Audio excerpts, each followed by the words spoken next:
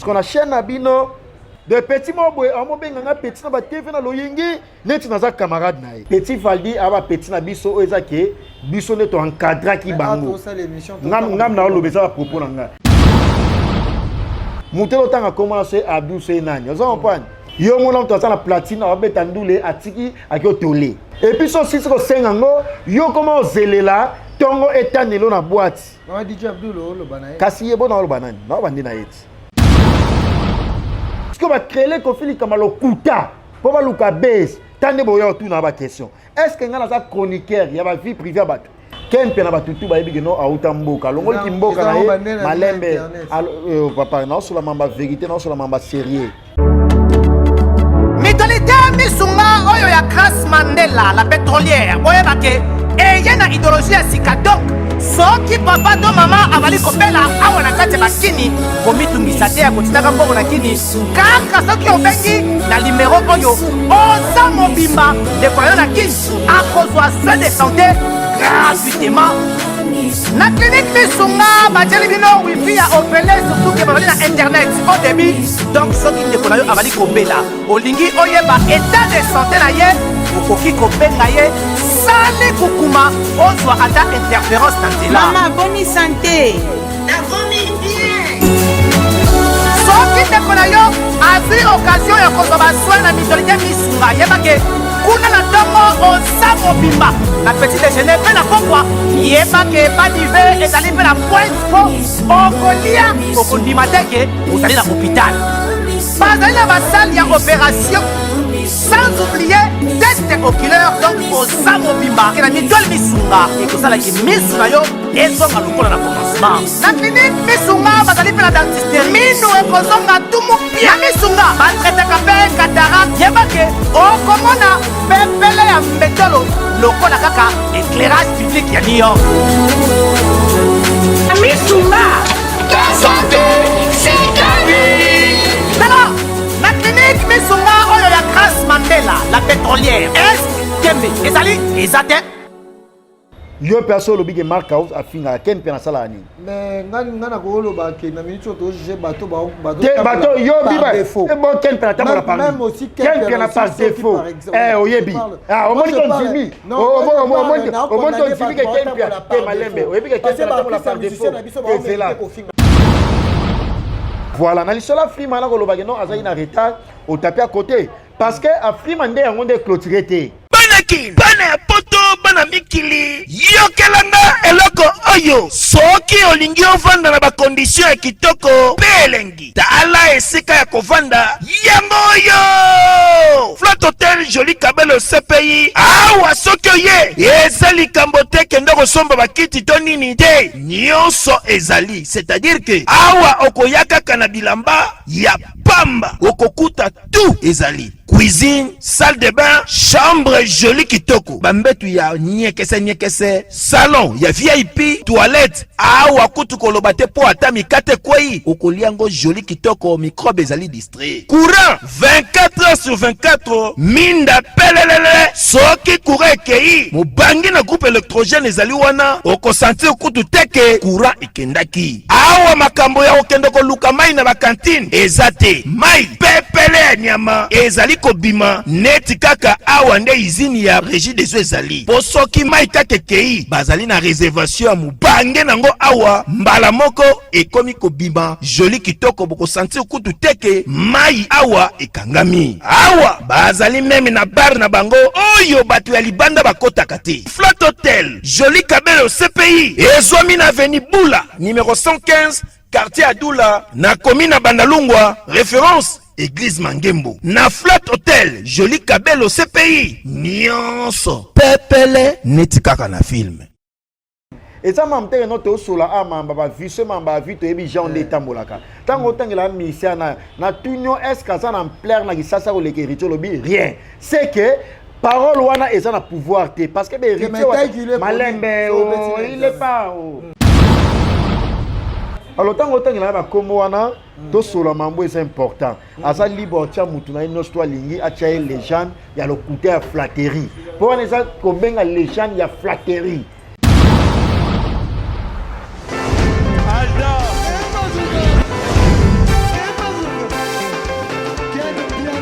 Papson Makundi, le monique bien. Ailleurs,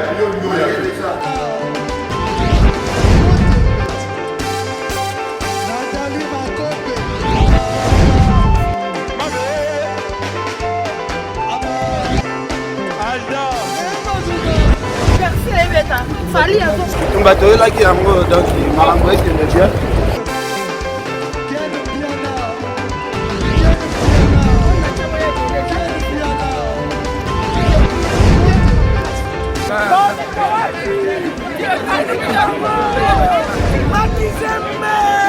Ah bon?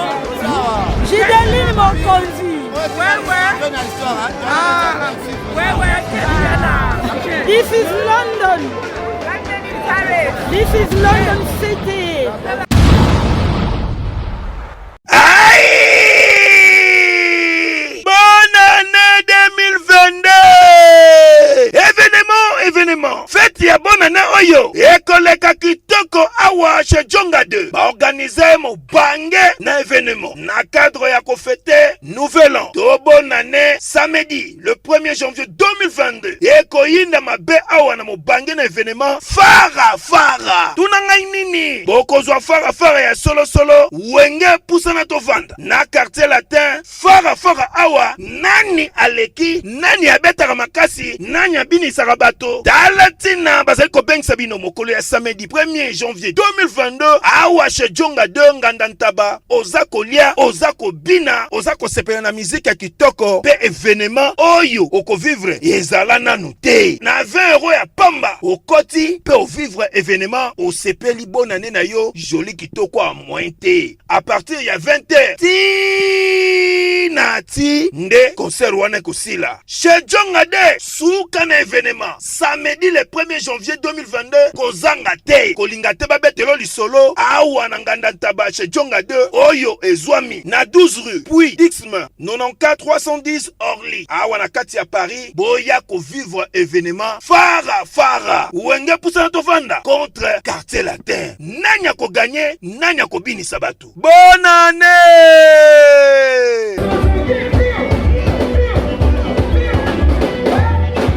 Merci Nabino, fidèle internaute, bozalaka si présent na Fimbu News. Un grand merci Nabino. Naebi ke boza ebele vraiment à Kolanda. Peggy Titan le parallèle. Merci beaucoup. Na équipe technique qui accompagnera souvent. Merci na réalisation. Il y a Dominique Moulumba un P4 Kankou au Azalakawana derrière la caméra. Et pourquoi pas na régie finale il y a Whisky Ushia na coordination. Il y a Kempiana Makizembe. Boyebi que actualité vraiment ils a dominé. L'artiste Fali Poupa qui na Bamako na Mali. Déjà tout le monde qui n'engeni concert et les kanaki Kofi Olomide le Quadra Koraman Oyo Auti Kozwa Afrima Awal 2021. Je pense que Tokolukato le Belayango moi actualité. Merci beaucoup na Badino Sobolandi Biso.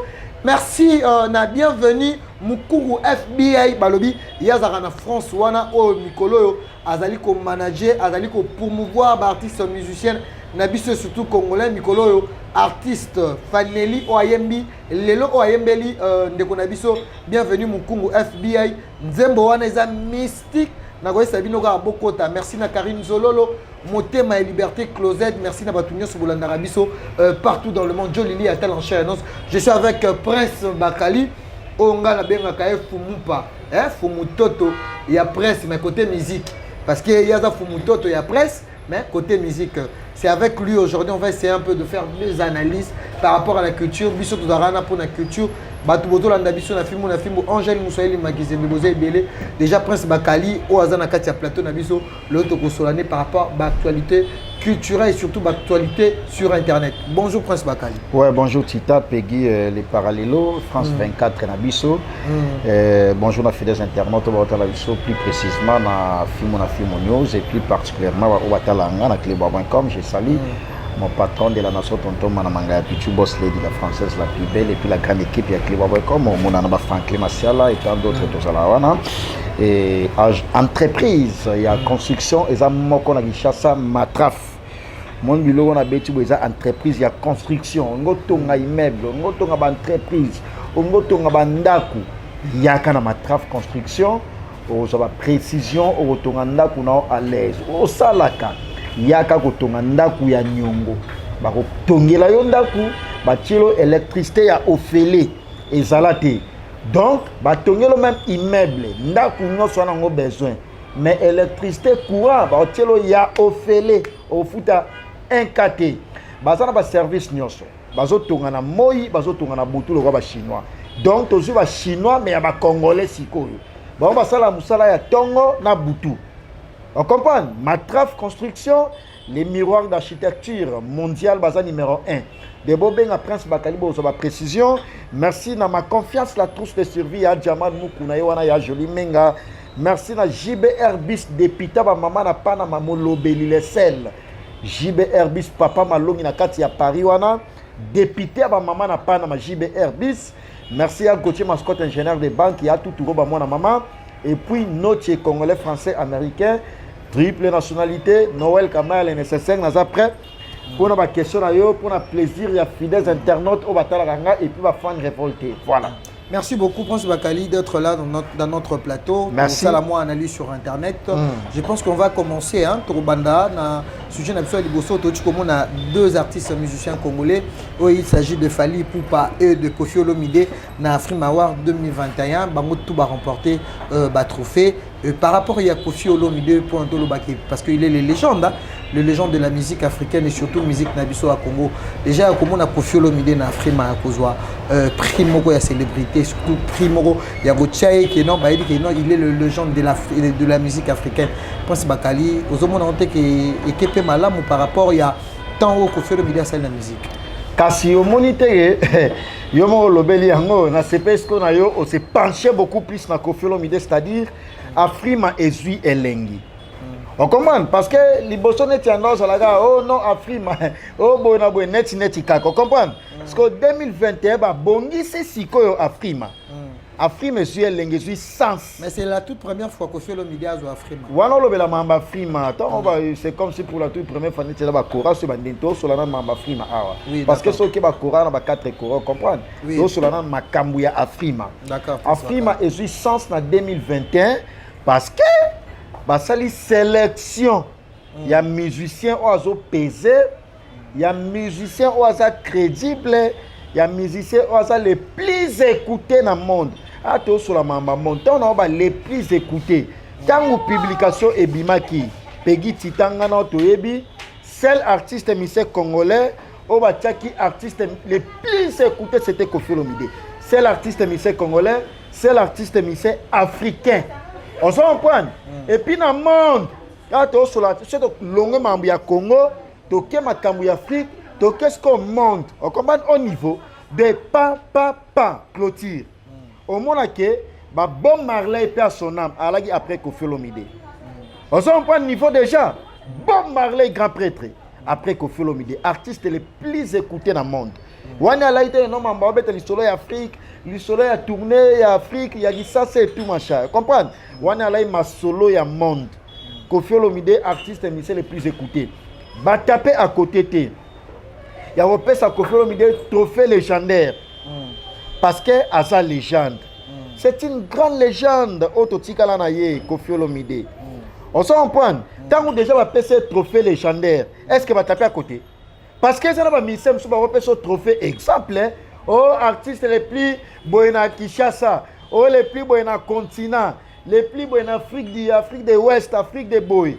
On comprend? Mais sur l'année là on peut bien tout le monde na ba kosi. On s'en prend, mais à Kofi ba kosi penalty. On dirait que Kofi a un moins retard mingi parce qu'il y a 2 catégories au bazoa peut-être au Kobima meilleur artiste et Afrique centrale, meilleur artiste africain. Mais on a depuis édition et Afrima et Bandi, tout le monde on dirait que Kofi est absent toujours et on a trophée parce que on a pu Kofi Bandai Kobeta. Mais pourquoi on comprend tenir dans l'obel yo on lobela terre non faut bongisa point. Parce que totali bazaki deux personnes. Bongisa dès to solana mamba au niveau s'il te plaît. Au bandi nan kombo ya musicien oiseau PC. To solango na. Koloba que Kofi Olomide azana moi retard. Faut bongisa parole wana. Kofi Olomide azala na retard ya elo côté. Pourquoi je le dis ça? Depuis que Kofi Olomide banda ndule ngana to butama inanti. Totangi ba classe to mosala musala oyo Kofi a toujours na top. Parce que au beng les retard à nini. On s'en prend musique betande yemande binande. prouver biso que non au sala ba œuvre bien. Définition musique ça, la musique est-il là est un art de combiner les choses d'une manière agréable à l'oreille. On comprend? Et ça non, il faut son et ça là agréable été. C'est comme désagréable ma bé. Ce qu'on va dire c'est la musique, il faut yo quand on avec sensation té. On se comprend? Ce qu'on Kofi pena c'est la musique pena comme opposé comme ya Kofi. Nazo épinglé point wana na côté na ba parenthèse belé pour na meka un peu pour expliciter certaines zones d'ombre. Toko tapena na kati ya définition ya musique wana ndezolo ba pena que ça art de combiner les sons d'une manière agréable à l'oreille, c'est Kofi Olomide qui le fait. Il y a aussi d'autres artistes musiciens congolais on entend ba comme ça. Voilà, na lisolo Afrima na koloba que non azayi na retard au tapé à côté parce que Afrima ndé yango ndé clôturer té. Afrime sa structure et ça va trophée ou clôturé té. Mais ça crédible. Té oui. C'est un reconnu. C'est un habit que papa même ya biso pe la reconnu na Congo. Bandula ward la reconnu té. Pourquoi nous pe ça biloko pas importance. Bandula ward na biso et la pe reconnu na l'état ayebi yango. On s'en prend. Koloba mamba retard mo rezana té. Boyo sko soki mamba ba retard sko eloko clôtura geza kora. On s'en prend, on s'en combien de Cora devant Manani. Devant Manani, Michael Jackson, Nelson Mandela, paix à leur âme. Yosko Olobareta par rapport à quoi? Et ça là qui n'est que, pour ton information, aux confrères Nanga, Naza journaliste d'investigation. Afrima et ça là qui n'a nous crédibilité. Basu ba disposition parce que basu ba remarque ba suggestion ba binoto bongisa na 2021 yango na moni ba tali na 2021 artiste le plus écouté Kofi Olomide artiste légende Kofi Olomide ndo moni ba PC trophée légendaire yango na moni Afrima trophée légendaire amo au sokoko de cortiquer les biso plutôt comprendre artiste oui artiste depuis bandati lelo oui azana succès artiste à la production, artiste mouvement et ça sera toujours au top, et ça crédible, et ça pondéré, et puis ma tambour à salaka, boété, à ça boyé, à ça fierté à musique depuis à Bandati Lelo. Nous monde va récompenser pour la Kofi Olomide est le seul légende pour l'instant. Quand on sur la mamboé les gars internet. Aussi par rapport à une légende que légende autre monde un artiste musicien congolais, et ça va Kofi Olomide. Kofi Olomide. Mais autour côté image moko boyande côté total qui a un live moko ou avec ça qui artiste Fally Ipupa selon Taïk Kofi Olomide et selon Taïk Fally Ipupa aussi c'est un légende de la musique africaine selon Taïk image ça image Taïk wanana Taïk a chanteur en français mais a d'origine congolais ana niveau ba Kofi Olomide Olomide Taïk na évité Kofi a niveau na été imaginer au moni mutu na mtala libre on décortiquer les biso légende ya monga na peso ka exemple mutu aza libre au opinion na ye yo pe oro ba que artiste boye aza légende on comprend et ça m'a bêté quand on a la salle classement na ngai Kofi Olomide héritier Watanabe monsieur le chanteur Ferregola Inos B Ibraton Piana et tant d'autres. On s'en comprend. Voilà, bah, musicien, on va être crédible, on va mettre la musique, il y a bien, il y a solo, il y a tricage, il y a sans autotune parce qu'il va faire un autotune. On s'en comprend. Parce que Moutouana, oh, l'obiana, ce qui taille, c'est nani. Ah, non, ça va être bien avant été. Mais il est connu, c'est sur Internet. Il y a un succès. Na ba vie à l'équipe suka na nta wana o malembe bino bomo cha musique na ba vie lo mo kwa malembe bomo cha musique na ba vie malembe c'est l'opposé question ça na loba bino bomo cha musique na ba vie et lo mo poani musique et sa musique ba vie et sa ba vie on s'en prend o to lobela oyo o to sala o da chronique musicale to ba misete to sala ba vie on s'en prend petit mot babima aussi va supporter ba gangi et tellement une internet c'est ça musique on s'en prend on confondre Willy Moucheni code amboka ya Willy Moucheni vient nga on comprend et ça m'a monté notre solo ama ba vie mamba vie to ebi Jean d'état molaka tango tangela mission na tunyo est-ce que ça en plaire na kisasa ko leke rito lobi rien c'est que parole wana eza na pouvoir te parce que héritier malembe il est pas sur la mamba sérieuse ko ta ba tête sur nani ba ina na yebena kisasa on se comprend héritier watanabe ba ça ba fierté ba ça ba valeur à musique on se comprend c'est pas on dit Madiaba Koffi Olomide c'est une bonne chose il y a pas de débat on se comprend alors tant autant il y a ba komo wana to solo mambo c'est important asa libre tia mutu na ino sto lingi atia légende ya le côté à flatterie pour on ça ko benga légende ya flatterie nga mutu o mérité na benga légende na benga légende on se comprend ngande na lo ba lelo boye héritier watanabe fierté musique na biso est-ce que na kosi faire égola fierté musique na biso Ibraton piana fierté musique na biso Inosbi fierté musique na biso Koffi Olomide légende de la musique na biso parce que papa est-ce que na kosi même bato ba otalanga ba yebi bakala ko salate comment est-ce que plaisir comme si on contredire tel qui selon yé c'est parce que ils a opinion na yé comme il a dit peut-être dans la musique na c'est qu'on a opinion on a convaincu bon on a convaincu une opinion ma bébé bienvenue Mukungu FBI yom de retourner la biso na mono beti ba Pepsi ngape na la nango tola nga et ça la batu so ba yeba to moni Pepsi bienvenue Mukungu FBI bana Paris mama na Paris parce que moni ba Pepsi o batu so ba yeba te eza ba collection ya ba collection c'est trop cher ça la ba H&M ba Zara comprendre ngape to na mona na bité o prince bakala yeba makambo ngo papa ozwanga ndeni omona ndeni akina baguchi na makolo tayo moko bakadete kasala ba ozwanga ndeni bachapo ba polizati ozwanga mnala ba Dani Chandou les jeunes influents Dani Chandou les jeunes influents nana ba Nixon boutique la billard de Lix la grande moisson opérateur économique ba ya fou le Lukisu mais c'est le président responsable de la Congolais nazi et puis seul Congolais à aux États-Unis aye Kinshasa pour aya oliaka na ba petit na après zo avion à Zongi. Et puis comment on a il y a Bruno Lubika mbongo ya propre. L'argent propre. Il y en a batu mususu au monde na non akabarate rolanda te. Et ça mbongo mabe, l'argent sale. Parce que toi on a seul congolais, l'argent propre, il y a Bruno Lubika mbongo ya soin. Matemela simanda ku ya Bruno Lubika mbongo ya propre ya soin. Il y a Bruno Lubika.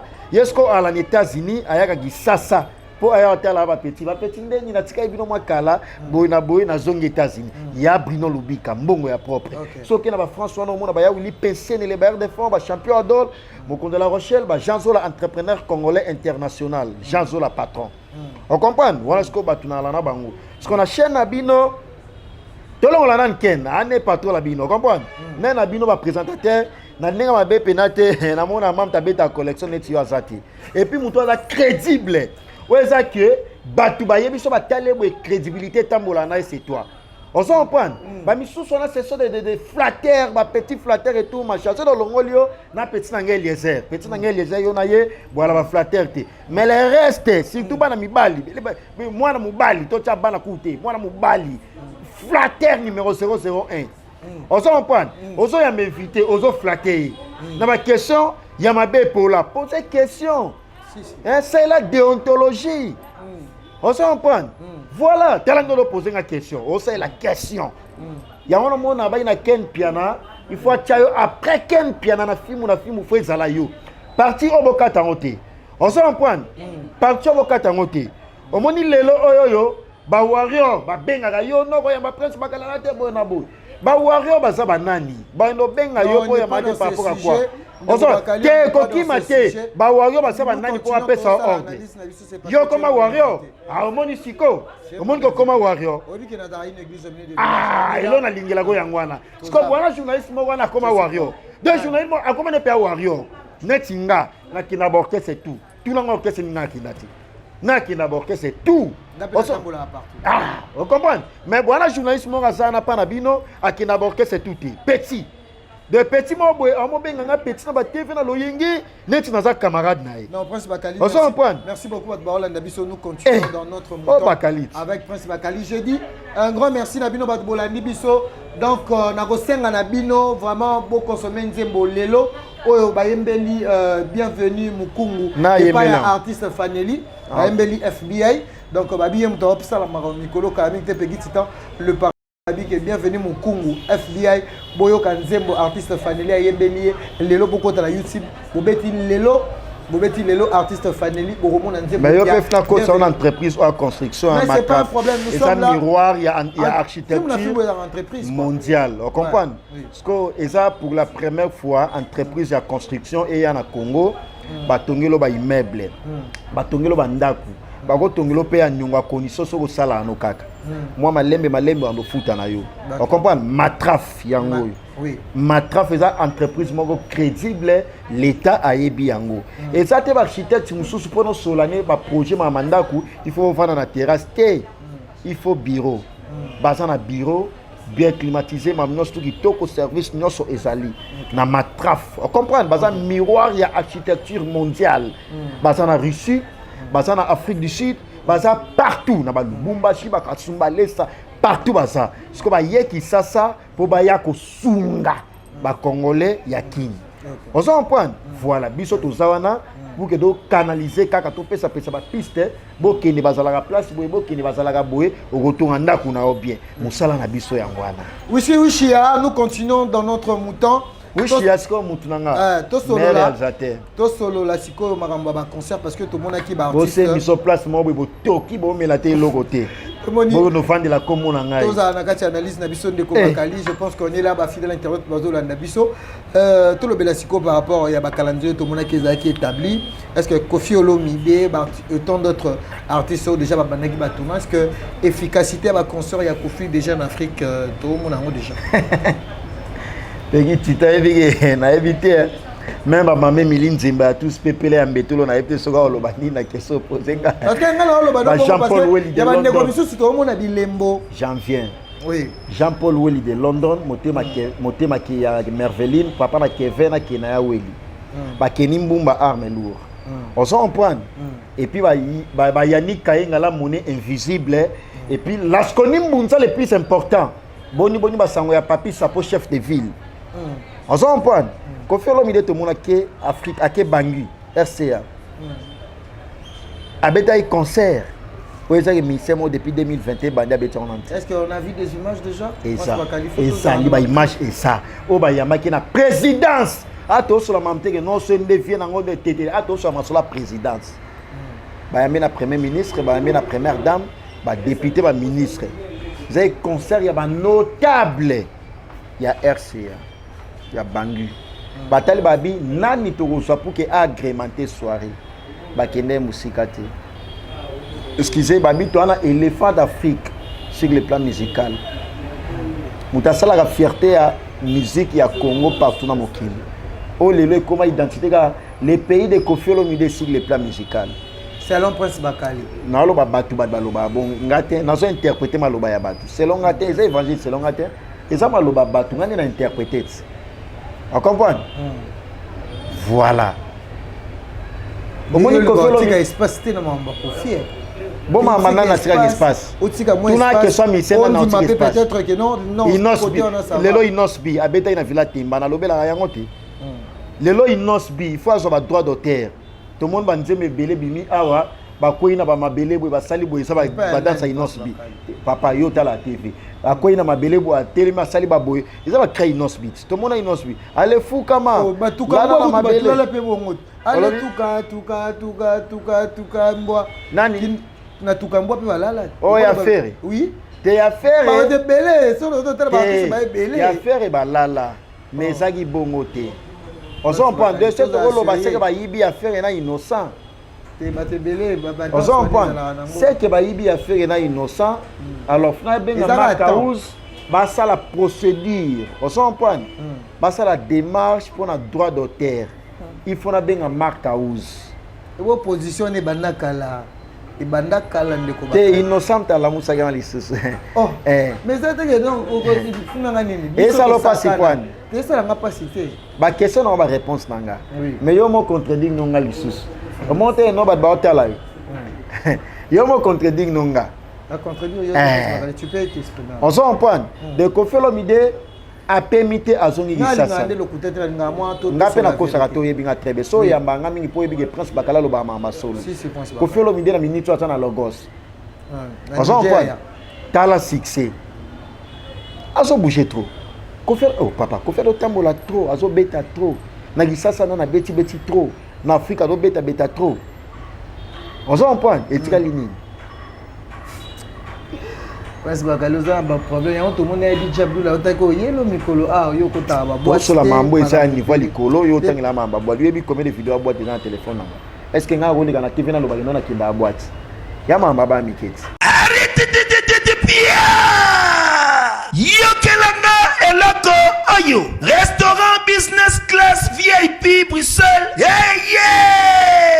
restaurant business class VIP ouais zali na ba cuisine spécialisée na ndenge ya mukiete lokola cuisine spécialisée congolaise pe africaine awa soki okoti biloko tu ya mboka okoliango joli kitoko o makayabu kwanga mbinzo ndakala okoliango joli kitoko awa bilubutu elamba maka awa bongo biloko ya kotumba lokola soso ntaba mbisi awe tumba maka joli kitoko na niveau ya kosakana te olie oza mobimba na restaurant business class VIP na Bruxelles bazali pe na mobange na salle oyo baorganizaka activité ya ndenge na ndenge lokola ba soirée ba anniversaire mariage conférence pe ba activité mosusu ekoki kosalema awa osoto na ngai soki ezali wapi restaurant business class VIP na Bruxelles ezwami na adresse oyo 39 boulevard Jubilé Bruxelles 1080 métro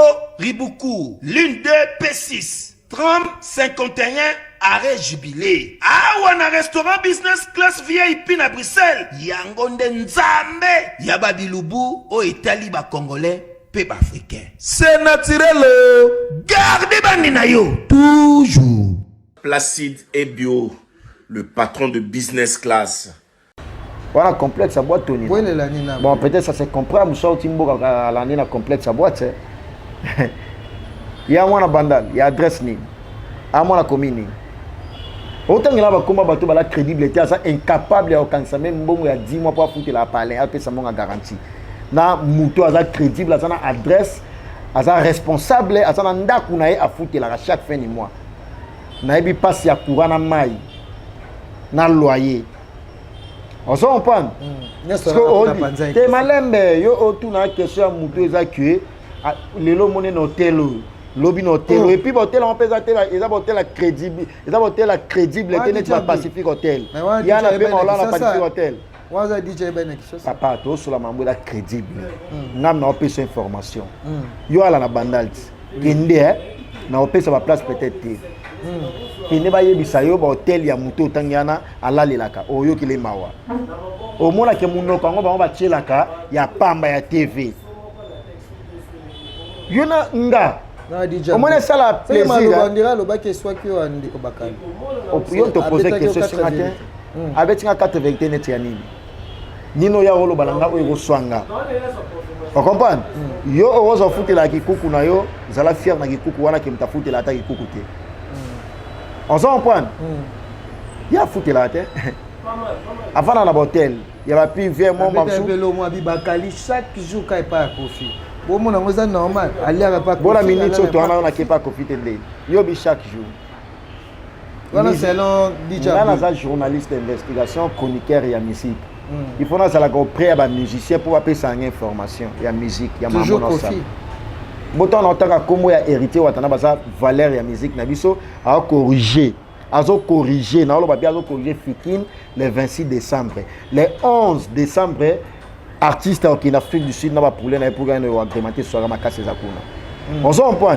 Inos Bi ala en Afrique du Sud ba yamba ke to mona ki na Katanga ala ina Zoé Kabila excellence Ibrato a aussi Afrique du Sud aye a beti va concert ministre na pota ki quit on s'en prend kasi nenge pe ka yo zo défendre nenge pe Abdul zo défendre na temps monter na temps ba komba ba mise oya tanga ate mutelo tanga commencer Abdul c'est nani on s'en prend Akima dans le département là parce que Didier Amarou là les Maximo on comprend a gagné plusieurs fois a bala a responsable a Marina Mosna banana ndako bongo yesko crédibilité na ezala na point nini yo mona to ça la platine a betandule atiki akio tolé vina esko ya ngwana menga sko vina ya ngwana te vina esko musana na sala yango to ça ndenge mokote apesa nga adresse na e place avant de la carte to ça niveau mokote.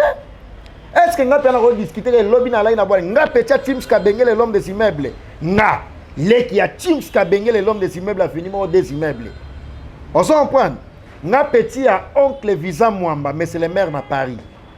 Nga petit à Junior Yombo, il y a Gisèle Zina, couple impeccable Junior Yombo, il y a Gisèle Zina. Bah comment on a autant d'abord ils ont comment mikete. On s'en prend. Nga petit à ya Richard Moutombo le vieux chacha. Celle Congola au Londres qui ça est à 6 niveaux et Sili à Ozonga. Et puis petit à capitaine Mauricio. La fierté de l'armée congolaise, ordonnance présidentielle. Capitaine Mauricio. On va venir. On s'en prend. Nana Batunet Baya Willy Moucheni Kodamboga Yananga. Yaya Pena Yanga ya Palais. Kodamboga ya Willy Moucheni. Maman Langa à Londres, maman Emiline Zimba. Il y a tous peuplés en bétulo. Nana Moutunet ya Jamal. Les soleils viennent à Riva Menga. Ah, Koufa, paix à son âme. Bino Boyebi histoire Riva Menga. Parce que l'air qui n'est propre.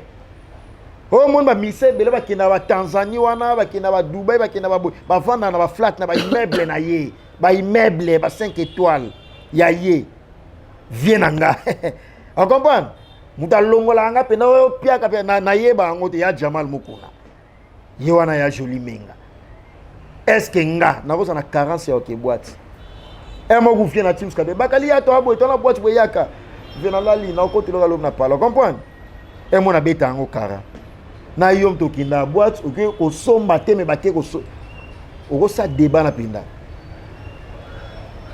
et ça faux débat et puis so si ko sengango yo comment zelela tongo etanelo na boîte on dit Abdul lo banaye kasi yebo na lo banani na bandi na yeti au moins c'est la tongo etanela yo na boîte il pas se défendre de son côté à défendre il peut à défendre à défendre de son côté à défendre par rapport à la musique à défendre mais oui faut le bailler mais ni non yes bon OK pas de problème il y a solo ba ngana o OK parler à ko follow mi de boss mboka numéro 1 musique chaque jour comment on lit pas Kofi bon problème te na ndimi kasi bon ce qu'on ngana foutre la parler bon est-ce que mi c'est oya défendre wana foutre la parler te point oza incapable malembe asa pona ba mise nyos tout afinga ko felo mide afinga faire ego afinga inosbi afinga ba mise bele ba faire ego la yo solo ba kaza DJ asa pona ba tunyoso yo mona dia amarula numéro 1 ba DJ yo mona dia afinga mais yini mtaka numéro 1 non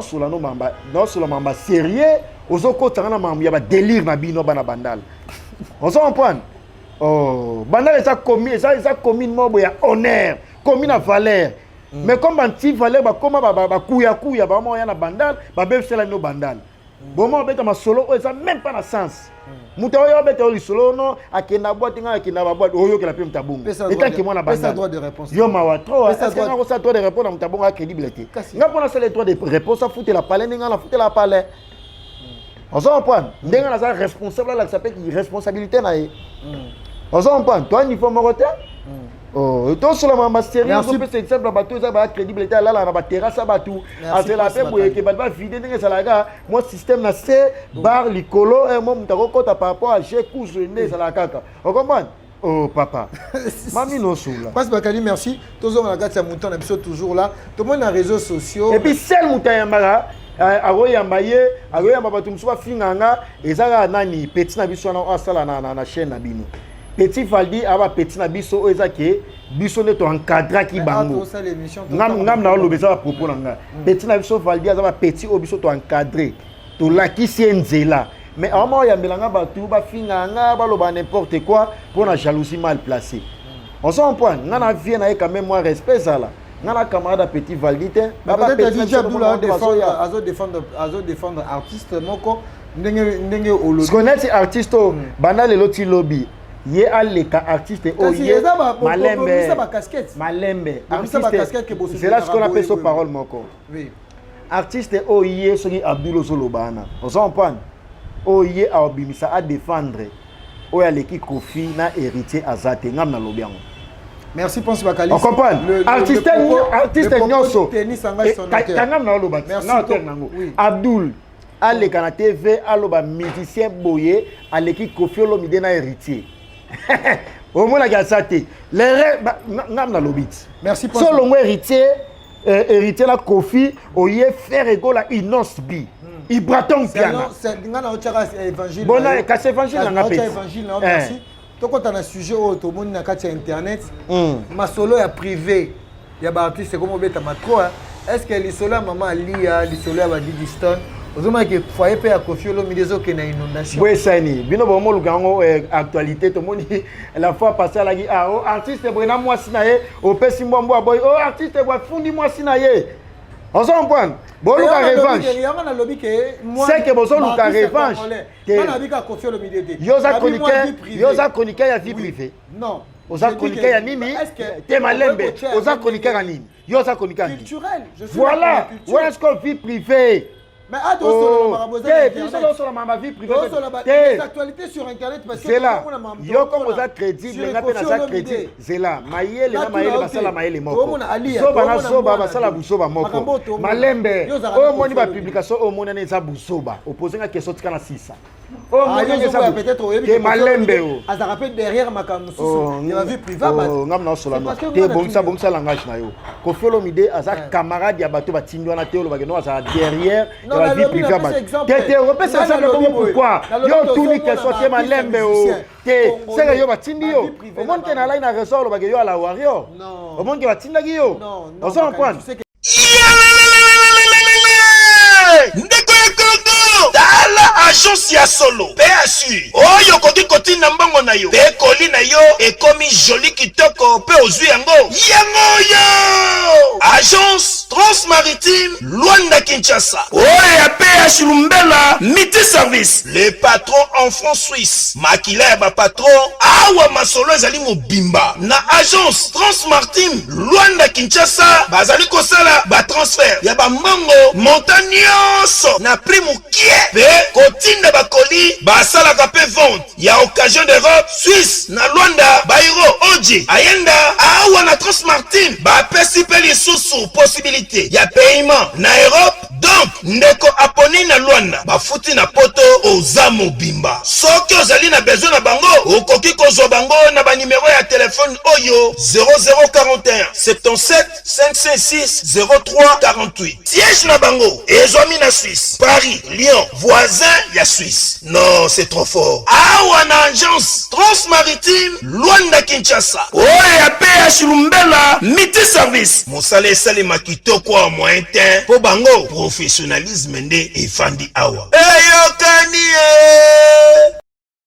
comment te malembe to ke bete ngo bebi so ba no ko folom ndako za dege boy na boy ça manquement de respect les gens na biso te malembe artiste congolais privé na bango malembe c'est comme mais tika na lobate yo lobi ke non vie privée na bango tandis que nga na loba na OK na tuni yo oza chroniqueur ya vie privée ou chroniqueur ya musique na bi culturel voilà comme oza chroniqueur en musique nga pe na chroniqueur en musique tokosuka na mamba musique c'est comme mamba vie privée sala analyse nango yo moko consciemment omona ke eza bazoluka bazongisa likambo mo boye eza ta na sens te par rapport à oezalaki eza nini malembe c'est là malembe eza nini oezalaki eza nini la fois passée de mon ami c'est moko na mwasi na oh bafunda ni ici on parle d'abord de Kofi Olomide c'est qui on a na pese exemple na pese exemple tika na sala libre ko soit na kata na ngi miso nango ya so nga pe na mona kata na ngi miso po lo tanga leste o nga na zo expliquer likambo da sérieux ba ya tuturo ba mona mamba ba hôtel ngai ba ya gotier mascotte ingénieur de banque ba hôtel nga mais yo zo kata ngai mise o ya la fois passée a bino banda lo ba yango tete ce que va créer Kofi likamalo kuta po ba luka base tande boya tout na ba question est-ce que nga naza chroniqueur ya ba vie privée bat naza chroniqueur ya musique naza spécialiste ya information on s'en prend donc et ça makambu ya lokuta point barre tika ça la débat oh est-ce que Kofi ndako comment ça niveau na c'est là yo ndo yebeli Kofi c'est là yo ndengo yebeli Kofi parce que yo en dehors ya caméra lo banango à la fin na Kofi on s'en prend wana et ça normal on s'en prend yo lo banango on s'en prend donc et ça que wana lo banango en dehors ya caméra on s'en prend donc wana to soli par rapport to lo aux parties mo za fa na Kofi wa ya mabete on va to la mamba réalité biso to ça va défenseur il y a pas bonne valeur. Nous sommes là pour tous les artistes et musiciens congolais et puis ceux qui répondent à la question par rapport il y a question au bonne valeur. Il y a des artistes, c'est un long titan. Voilà. C'est ça. niveau à Kofité, faux débat. Prince Bakali. Oh, bah, j'ai moins importé, Miki. Oh, Miki. Prince Bakali. Kofi a séjourné dans minute na Nigeria. Tu as vu que retour ya Kofi Olomide a yozala moi qui toko parce que Kalaming était le 13 ma solozo zela et na Paris le 13 décembre. Est-ce que na minute Kofi Olomide n'attend un tika est-ce que azozala bien par rapport à spectacle azo livré parce que Kalaming était à ozonga na Paris pour na kene ko samba deuxième fois. Bino bato bozala moi na Kofi Olomide na France. Est-ce que bon mona que na France on a plus précisément na Saint-Denis événement Zamoko et ça le 27 novembre. Vous comprenez? En dehors il y a date soit na date monsieur Zan. Dans l'auto sur le 13. Ngape na peso date où ça événement ça na France mobimba. Oh monde ga banaka date ça lelo. Si 2021 est si là événement mo exacto ba là sauf le 27 novembre par apôtre Israël Condé. Vous comprenez? Azo clôturer Miloulou il y a 100 jours na ya jeûne prière au banda qui est 27 novembre à mois oyo. Donc et au banda de 8h à 18h. Bana na nzambe nyos tout baza mobiliser. Ba délégation et outa ba Bundes, ba outa ba États-Unis, ba outa ba Suisse, ba outa ba Belgique, ba zo na Saint-Denis wana le 27 novembre pour la clôture. Il y a 100 jours il y a jeûne prière au banda qui prophète Israël Condé azo clôturer yango. Événement au mokilizo zela yangwana. En dehors na yango sauter page. Mais le 13 Kofi sera face à la justice pour sa deuxième justice. Oui, ça Solo Kofi pe masolo toka ki moi rimer wana toka ki. Rimer na chande. Solo 8 ans soki à 8 ans. Pourquoi yo c'est au moins que ba mité mama be? Pourquoi bino bo se pencher kana 8 ans? Tout comme on va payer non bon. OK nguna ba quitter. Ba condamner ba le couteau ba sala ba falsifier ba dossier. On s'en point. Pourquoi pas rolo ba bongo? OK quand bala mona négativité pourquoi? Mais mutunya ça ko souhaiter pe malheur. Non, yo souhaiter ma be poigne. Ba mo ki on pas pas rimer oui, yo bongo benga on rimer. Parce que c'est penché na rimer poigne. Parce que samba liboso zaki total qui moi va partir au Kofi Olomide samba qui tende ko bakali. Ah mambo da crédible. Makambo oyoka ki moi ndenge nini façon Kofi acteur samba ki na bakombo abatu na makambo peut-être ko za la peke non. Na solo dia na ba miko na bi Kofi aza intellectuel a resola na koma mutute. Ko la na te ba waronde ba ko sa ba déformer ma solo. A comprendre? Debo ala na groupe na no ba wayo en tout cas ola na masola na te. Ah bakali ngaso komisinga na groupe abatu. Pour nous, le moment est sérieux, il faut taper à côté. Non, taper à côté, non, taper à côté. À votre santé. On n'est pas des ennemis, hein, on est des frères. Bissona Bakali, ça se passe comme ça. Comment est-ce que Shinjora, leader américain, héritier Kaminte, à l'obité, à sous tournant, mais à la côté à Kofi Olomide. Tout le monde a plus à bouger mini côté héritier et non côté Kofi Olomide. Oui, c'est. A mon avis, passe à cela qui va misser, belé va y avoir orchestre na bakoza na succès. Ata poto qui coûte pas mo va mema été. Bosco yo lingini. Aminito pas choqué na propos na choqué ko azwa. Abimsa na bambongo na sala ba marketing ba orchestre belé. On s'en prend. Ba récompensa été ndé e oleka choqué lelo. Eh, on dirait que la guerre n'a pas cause à la bataille, on te montre guerre froide dans minute qui c'est malembe. C'est la malembe. Guerre cause à la bataille, net. T'es gabato t'es ko collecteur net. Yo mo tana mutana. Ya ba artiste. T'es ngasko na mutana. T'es to même Ryan Jora. T'es ngasko na mutana. T'es Yan Jora. Yo za pona ba artiste otanga ba artiste net. Nyoso. Oh yo tanga ya bia. Très bien. Ouais. Mais to est-ce que Yan Jora na ken piano? Boyo ebité no ken piano. On a au côté Kofi, au côté Boy, tout le monde. Ken piano déborda trop hein. Non, tout le monde a Mayan Jora. Poser question Ken piano déborda trop hein. En quoi? Ken piano déborda trop hein. Ken piano c'est la njora be émission. Ken piano finga na be émission batutu ba yebi ngana sala Ken piano nini. Ken piano batutu ba yebi no auta mboka. Longoli ki mboka na ye malembe. Papa na sur la mamba vérité na sur la mamba sérieux. Oyamanga na une émission monde na gagner et mokile pe sa raison. Alongola kimboka na ye alatinga yango to andenge mokote wes ba qualifier oh ken piana luka ba yo baloba yo zaka na solo bangando na ba mbisi Peut-être le non série m'envoyer un jour vraiment. Un jour dans kana ndeko bakali. Mais azana kana parce que Ken Piana trop c'est trop. Bon jour ça na kana te Ken jour camarade Ken Piana. Mais bino bon pe côté na bino pe côté na bino bon dirait pe bo débordara. On dirait ça kaka vice. Côté na sobana barumbu. On dirait kaka on dirait côté na bino pe ni bozara un jour peut-être un sou ba maloba msou tango boleka na. To déborder net na mise na ni biso de déborder là. Dans le but na comme musicien. Vous au moins que na Ken Piana déranger na ba musicien. Ken Piana banda finga faire égola depuis mbola nini. On comprend. Tu l'as tout le monde a appelé Marcaus, qu'on a Afinga fait faire depuis Moulani. Afinga nani. Et Afinga a fait Fali. On est Maramango Zaka. Marcaus Afinga. Oui, Marcaus. Na terre. Na ebipiati. Na ebite non na mona nante Marcaus Afinga. Te na mission Fali. Te Marcaus Afinga kati. Oyoka ki ba propos. Nini? Ba propos. Emission nani? Ya Gino Lia qui na Valdi. Parce que dans la minute yozo épargné. Nga ça que émission Charlie Prince. Charlie Prince a dit que Afinga nga pe bat ba bisinga bino fa l'autre n'appelle Charlie Prince. Yo otangela ngai. Yo otangela ngono émission ya boy. OK, yo ndé après Ken Piana na chaîne na bino ezalaka yo. O pe c'est important na bato basala émission. Ko pe sanga charge on ezanga na lobby. Ezanga nem na lobby. Eza yo te après Ken Piana ezalaka yo. Ce que otangela ngai émission mo ba mo ba fandi ba do critiquer. Parce que Gino Lia kalobaki que il peut jamais tolérer que mutu mo ale kana na télévision wa ko tanga combat patron na cette fois. C'est logique, c'est normal peut-être. Est-ce que ndé ça on a un exemple dans Natangi ndeko na biso wa guitariste solo Marcaus. C'est pour cela que j'ai donné l'exemple. Marcaus ko pesa exemple na ba komo msolo tanga te. Pour so tieso e Gino na Marcaus, il y a pas photo, il y a pas match. On s'en point sur les plats visibles, visibilité, sur les plats makamu, sur le plat audimat ba ndenge morote. Marcaus a leki na makamu nyoso o yebi ya mokili. Baza ndenge morote. Est-ce que o pesa exemple na ndenge nini? Pesa exemple ya Marcaus na ba leader rebelle. On s'en point. Pesa exemple à Marcaus na ba leader rebelle. Mais Marcaus pas beta pas moto. Force baka. Ka saleki ba leader rebelle na 6-7. Ba ocho bimsa ba biloko ezo beta wapi. On s'en point. Mais peut-être toi tu encourages ce que Marcaus fait peut-être devenir exagéré. Peut-être toi il était polémique et un angle loyal. Peut-être on a pas encouragé parce qu'a finga até. Non, mais là on a sepla na Marcaus a finga até. Marcaus il exagère plutôt. Marcaus. C'est Rokosi. Marcaus a finga até. Ma propos na mais très vulgaire hein. Ya ko sala ko a finga até. Ko lana lokuta te. To ba to ko chrétien na mais na sens moi propre. Boso bi Marcaus a finga Ken Piana salani.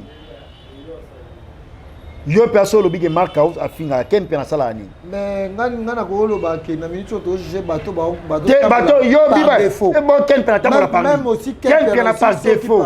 Eh oyebi. Ah o moni konzimi. O moni konzimi ke Ken Piana te malembe. Oyebi ke Ken Piana ta la par défaut. C'est là.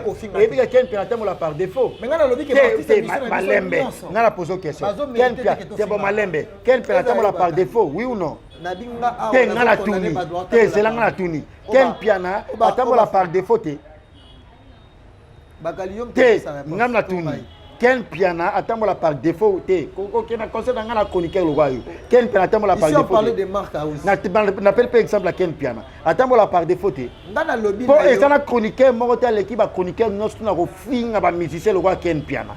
Yo pe pense bakali za na ba propos mususu soko ye na ngope. Tout na net propos ninga na lobi. Poser la question à Misenyo so mona ngana répondre. Déborder peut-être na balanga. Net na Misenyo. Peut-être oyebi que non, moi je parle.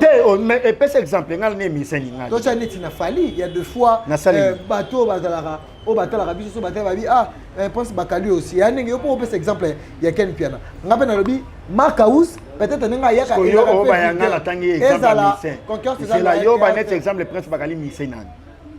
Yobi bakali baloba wa mankami se misa ona ngamaka komuni nani komuni nani natanga komuna ye na sola makamune bien komuni nani.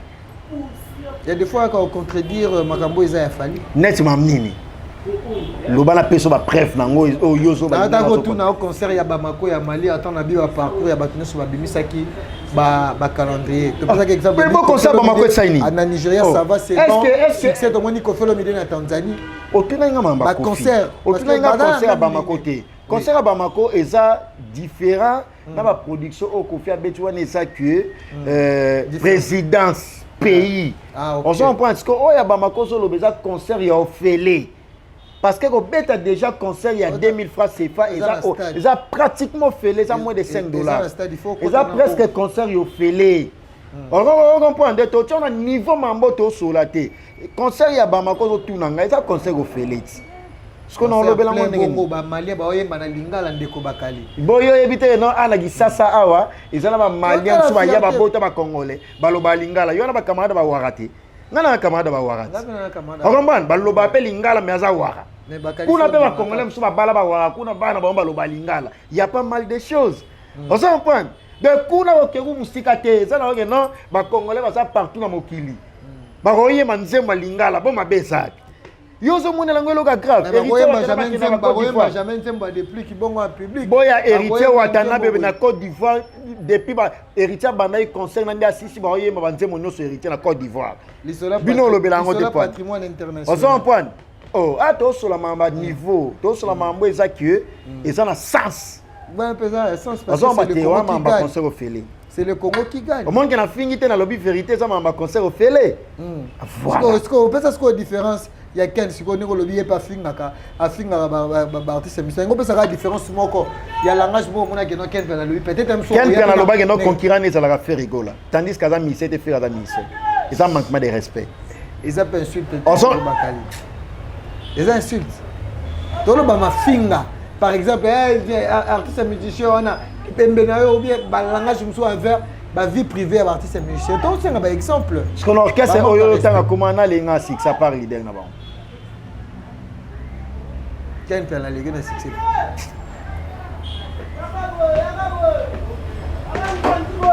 Valdi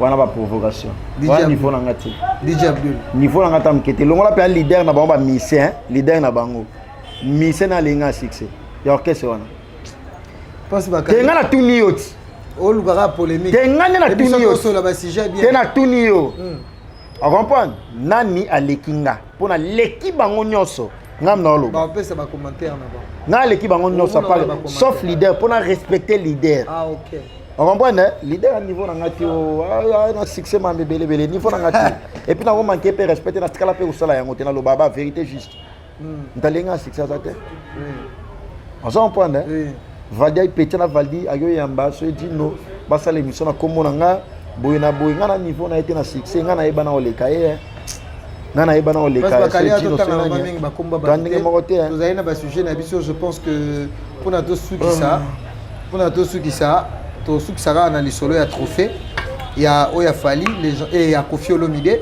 pourquoi yo lingi so tangi komba Fali otanga ya Kofi pe ndeko bakali bino bolingi polémique ça papa na mwana pour na to suki ça Kofi Olomide déjà bientôt il y a un trophée en Afrima Awa et Kofi Olomide je pense que elle est satisfaite de cette trophée parce que le week est 2021 Kofi basali nini obi Afrima ba le baki moi langage mo bi Afrima lorsque ezui crédibilité na on est de mon Kofi Olomide tant on a écrit ça Awa na lisolo na Afrima les gens dans moi je pense que les lorsque écouter les mains Mami no loba atelema déjà ce que atelema sunde atelema déjà atelema sunde et ça trophée azui trophée mais ça na mamba trophée ndazo 4 kora yaya otika ba débat ko Kofi alors 4 kora Kofi 4 kora yo bien honte basera no ala na petit dimier 4 kora soit mi c'est mo toute la tolo wana bazwani mais lelo oyebi ke ba récompense comme ma vitrine qui lelo au moins mo ke pas dia diamond au moins diamond oza ba plan na yoke pas pecho ya sa cérémonie OK pas pecho rema au moins magé na palais na ya sa cérémonie OK pas H ya sa cérémonie moi qui lelo et comme magé moi vitrine ya sa cérémonie moi qui lelo mi musique ngo etambola to mona ba pecho na ba whisky ba to mona ke boyo motanga ba étranger wende te apena ba congolais ba bazali national te so de côté ma boy to mona magé artiste so de moi vitrine eza fali pour pas na vitrine wana trophée ni na cérémonie wapi ndeko bakali to succès émission na tuni na yeba na exemple ya artiste ya libanda na boaki na pese exemple awa pour ba tout temps hôtel ngo ka sondie c'est comme si na yebi comme le trophée Inos bi ala nango Kofi Olomide to yebi ki azana ba ba Inos bi Kofi ala numéro 1 ba trophée na RDC mobimba yo yebi ngote te wana je m'égale pas à côté wana ba tout mais so mengo ko tsama Inos bi surtout na mama ba trophée non moi azana moi sima yo ngo boya Inos bi non azana moi sima te hein ngam na personne information na mona vitrine na ye ya ba trophée Inos Paros on a plus de 65 trophées on a mona ki wana plus de 65 trophées plus de 65 trophées Ebisco héritier watana bana combien de trophées? Baza batu ya blabla te. Héritier a plus de 85 trophées. Yo ala ina ndaki héritier mona mituka héritier keku poto te. On s'en prend. O agido beta conseil mona poto mais kana RD ça sommet ba misenyo so orchestre mituka. Et puis mituka on peut ça ba catch te. Mituka on peut ça te non ba voiture moboy à part catch ba voiture moboy so ba indemnité. Ils ont une voiture, il y a Sika sa plaque. Héritier Watanabe, mais c'est les chanteurs La Poulka. Bientôt en Afrique du Sud. Le 11 décembre, Héritier Watanabe, en Afrique du Sud, bozo la prêt. Nganaki Sinjo a tozo na délégation na Héritier. Oh, ok. Bozo kamwila. Nganaki Sinjo a na délégation ya Héritier Watanabe tozo ya Afrique du Sud. Soki tozongi le 26 décembre, Héritier yo kombo la Fikine. On s'en prend. Et venez même. Comme Bakanga Fikine, pour se récotit, il faut soigner Fikine. Le 26 décembre, héritier Watanabe zo bétané na Fikine. Au mois le 26 décembre, Kanga data lelo. Ngada na zana 7h. Na zana 7h na se le filmer banda. Héritier Watanabe azo corriger Fikine. Pour Fikine fungam na 2021. Merci Prince Bakali, Tokomi Nasuka, Balandi Bisso, donc c'était un peu ça. Moi avec Prince Bakali, on est deux frères. Je pense qu'il y a tout ça. Dominique Moulumba, il faut mater Dominique Moulumba, il faut bien dango. Parce que ici, il y a une nouvelle stratégie. L'unité précède toujours la gloire. L'unité de mesure peut être le parallélo. Donc, vous avez qui bon dans le commune Asuka. Merci Prince Bakali. Parce que en Arabiso bien, on peut s'arabiso à l'aise, on peut s'arabiso vraiment ceux qui touillent pas nayo. Là, il faut le dire. Vous avez celles chroniqueurs, youtubeurs, il y a internet. Au Tcharabatou à l'aise, vraiment au considère Abatunion comme tes frères, vraiment autour de Rabatouté, ou d'Arabien Abatou, au Basolarano bien. Je pense que nous avons une guerre émission après émission, tous les frères, parce que tous les frères missionnaires. Je pense que on est à la fin de l'analyse, on a besoin d'autres choses là. On a évité de retenir un passage. Non, passage en tout cas, si vous m'avez besoin d'insulter et tout, je me suis habitué parce que ce sont des fans révoltés. Et quand vous m'insultez comme ça, franchement, ça me réjouit.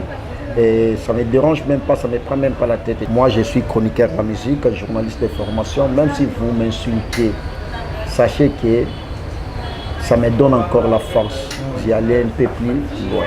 Tu parles un bon français, vraiment, ça montre que tu étais vraiment formé. Prince Bakali, intellectuel que tu es, mais Prince Bakali. Ceux qui va d'éducation non, il y a Jamal Moukouna, il y a Jolie Menga, grand frère. Et puis, toi, on a Avenue Sunzi, École Saint-Michel, Nzete à Baoba, na Bandal Sinkine, Resto, Shop, Ezawana, il y a MHLMB, il y a Marie-Hélène Linongi Mama. Et tout ça, la Willery, en face, il y a Stade des Martyrs, na Nenga Lingwala. Au monde, restaurant, terrasse, il y a MHLMB, Ezana, chez Marie-Hélène Linongi Mama. Merci à celle député Molobeli, il y a maman à Kati à Paris. JBR bis député ba maman na Panama. Merci na ya Jamal Moukouna ma trousse de survie. Ya Jamal Moukouna yawana ya Jolie Menga. Ya tout Robasko azalaga mwana mama. Et puis ya Gauthier Mascotte azalaga ingénieur de banque. Je vous salue. Merci à toi Yaouli PSC les champions à Moukouna La Rochelle, Jean-Paul Welly de London. Très mystérieux, très fort. Merci à Kenny Mbumba, arme lourde. Merci à Yannick Kayenga, la monnaie invisible. Merci à Papi Sapo, chef de ville. Et puis, Lasconi Mbunza, les plus puissants. Merci à toi, je te salue. Tim Skabenge, l'homme des immeubles, l'avenir des immeubles. Et Arisha Moutomo, le vieux Chacha. Oncle Visa Mouamba, Messé les maires. Junior Yombo et Gisèle Zina. Merci à vous, couple. Il y a bien Dani Chandou, le jeune influent. Merci à vous, les Loukissou, monsieur le président. Et puis, il y a Bruno Lobi Kambo, il y a propre, l'argent propre et non sale. Il y a un service, hein. Tout un artiste, moi, Yembeli, bienvenue, Mukungu FBI, Faneli, Nzembo Lelo, on a habité ceux qui appuient à Prince Bakali, Rosalana par rapport à. Non, à Lukanga, contacté. Yembeli, bienvenue, Mukungu, Azali, cousin, ou Yembeli Nzembo Lelo. Yembeli, cousin, bienvenue, Mukungu, c'est une bonne chose. Allez, la robe Prince Bakali, trop en tout cas, je vous salue. Comme ça. Je suis là, comme je l'ai dit toujours. Nazalagawana pour la baptiste Monseigneur tout. Tant en tout cas, on s'est positionné pour que nous le Mamnae en bonne et due forme. Il y a pas mal de choses. Merci à Nixon Boutique, la bière de luxe, la grande moisson, opérateur économique. Merci à Capitaine Maurice, la fierté de l'armée congolaise. Merci dans mon patron de la nation, Tonton Manamanga, Pichu Boss Lady, la grande équipe de Cléba.com. Je suis fier de vous et je suis fier d'y être votre travailleur. Okay. Voilà. Merci Ponce Bakali, on est à la fin. Quant à moi, je dis un grand merci à Karine Nzolo, le Monté Ma Liberté Closet. Un grand merci aussi à Maman Cathy Kamba, mère à Eden, mère à Erika, mère à Jaden. Donc on a apprécié Mbote Bissika Azali depuis Blumni, Maman Cathy Kamba, on a Blumni. On a apprécié un grand merci à Kadé Tekassa, la grand frère propre. Et pourquoi pas Joe Lili Attal en char et annonce. Un grand merci aussi à JP Batiki qui me suit en scénette. Vraiment, Batutu Bolingara Peggy Titan, le parallèle au Boza partout dans le monde. Rita Lomana, vous avez belé. Angèle Moussoël Limagizembe, Koko Arafat. Tokutali Mikozali Koya, c'était la Peggy Titan, le parallélo. Analyse sur internet, Solo Laki, Masolozo le canal internet. Donc on se retrouve à la prochaine. Ken Piana Magizembe Batutu, Whisky Ushia, Babi Yewana Mazala vraiment, na montage Changozo Monezo Lamba Maboui, Balobi Faveur les Nzambe, Whisky Ushia, moi Nzambe. On se retrouve à la prochaine. Dominique Moulumba Kankou, un peu 3, l'équipe de Film News. Bye.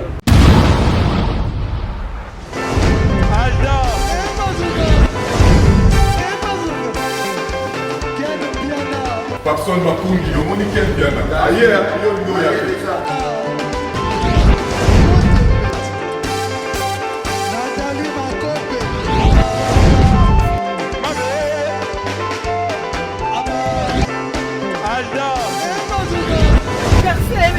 Fali à On va te là qui est amoureux, donc il qui me vient.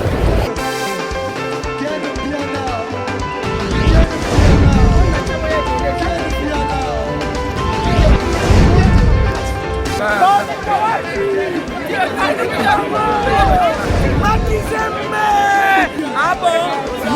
Gideline Mokonzi. Ouais. Ah, ouais. This is London. This is London City.